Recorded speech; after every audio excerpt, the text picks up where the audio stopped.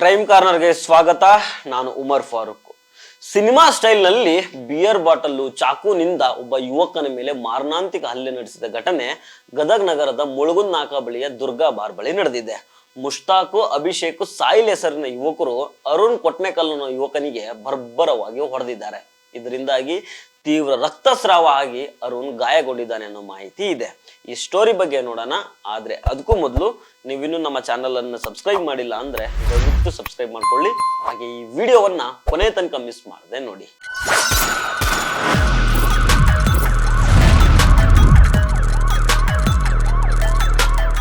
Cinema style ನಲ್ಲಿ ಮೂವರು ಪುಡಿ ರೌಡಿಗಳು ಒಬ್ಬ ಯುವಕನ ಮೇಲೆ ಮಾರಣಾಂತಿಕ ಹಲ್ಲೆ ಮಾಡಿ ಹಟ್ಟಹಾಸ ತೋರಿಸಿದ್ದಾರೆ.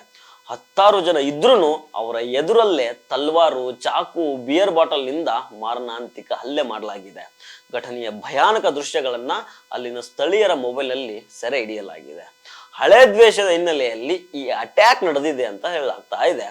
ಅರುಣ್ ಕುಮಾರ್ ಕೊಟ್ನೆಕಲ್ಲು ಒಂದು ಹೋಟೆಲ್ ನಲ್ಲಿ ಊಟಕ್ಕೆ ಕೂತಿದ್ದಾಗ ಏಕಾಏಕಿ ಹೋಟೆಲ್ಗೆ ನುಗ್ಗಿದ ಆರೋಪಿಗಳು ಅರುಣ್ ಕುಮಾರ್ ಮೇಲೆ ಹಲ್ಲೆ ಮಾಡಿದ್ದಾರೆ. ಒಬ್ನೇ ಇದ್ದಾಗ ಅಟ್ಯಾಕ್ ಮಾಡಿರೋ ಈ 3 ಆರೋಪಿಗಳು ಆತನ ಮೇಲೆ ಮನ್ಸೋ ಇಚ್ಛೆ ಚಾಕುನಿಂದ ಹಿರಿದು ಹಲ್ಲೆ ಮಾಡಿದ್ದಾರೆ. ಯುವಕನ ಕತ್ತು, ಮುಖ, ತಲೆ, ಹೊಟ್ಟೆ, ಎದೆ, ಕೈ, ಮೈ ತುಂಬಾ ಚಾಕುನಿಂದ ಚುಚ್ಚಿದ್ದಾರೆ.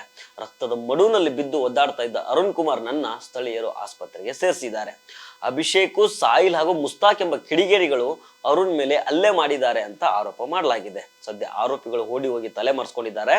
ಘಟನಾ ಸ್ಥಳಕ್ಕೆ ಗದಗ್ ಜಿಲ್ಲಾ ಡಿವೈಎಸ್ಪಿ ಮುರ್ತುಜ್ ಖಾದ್ರಿ, ಸಿಪಿಐ ಜೂಲ್ ಕಟ್ಟಿ ಭೇಟಿ ನೀಡಿ ಪರಿಶೀಲನೆಯನ್ನ ನಡೆಸಿದ್ದಾರೆ. ಪರಾರಿಯಾಗಿರೋ ಆರೋಪಿಗಳ ಪತ್ತೆಗೆ ಕ್ರಮ ಕೈಗೊಳ್ಳಲಾಗಿದೆ ಅಂತ ಪೊಲೀಸರು ತಿಳಿಸಿದ್ದಾರೆ. ಸೊ ಫ್ರೆಂಡ್ಸ್, ಇದು ಇವತ್ತಿನ ಕ್ರೈಮ್ ಕಾರ್ನರ್. ಮತ್ತೆ ಭೇಟಿ ಆಗ್ತಿರೋಣ. ನಮಸ್ಕಾರ.